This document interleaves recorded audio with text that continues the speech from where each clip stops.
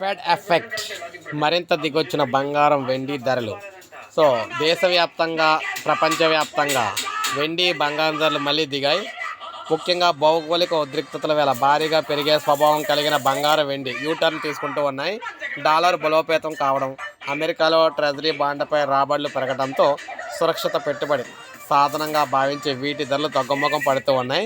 తాజాగా ద్రవ్యోల్బణ భయాల నేపథ్యంలో వడ్డీ రేట్లను స్థిరంగా ఉంచుతూ అమెరికా ఫెడ్ తీసుకున్న నిర్ణయం వీటి ధరలపై మరింత ప్రభావం చూపింది. వడ్డీ రేట్లు అధిక స్థాయిలో ఉన్నప్పుడు బంగారం వెండి వైపు పెట్టుబడిదారులు తగ్గుతాయని, ఈ కారణంగానే అంతర్జాతీయంగా వీటి ధరలు దిగొచ్చాయని చెప్పేసి అనలిస్టులు అయితే అంటున్నారు. అయితే దేశీయంగానూ బంగారం వెండి ధరలు తగ్గుముఖం పట్టాయి. మల్టీ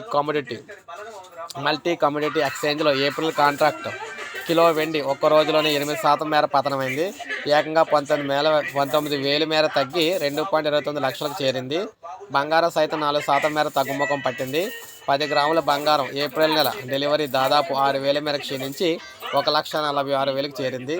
అంతర్జాతీయంగా స్పాట్ మార్కెట్లో నిన్నటి వరకు $5,000 వద్ద ట్రేడ్ అవుతూ వచ్చిన బంగారం ఔన్సు ధర ప్రస్తుతం $4,682 వద్ద ట్రేడ్ అవుతుంది. వెండి సైతం ఔన్సు $70 వద్ద కొనసాగుతుంది.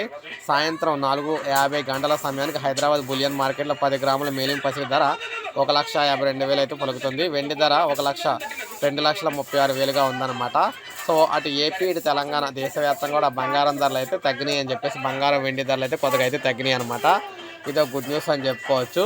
సో రానున్న రోజుల్లో మరింత తగ్గే అవకాశం అయితే ఉందని చెప్తున్నారు. సో ఇది అప్డేట్. ఒక లైక్ చేయండి, సబ్స్క్రైబ్ చేసుకోండి మన ఛానల్.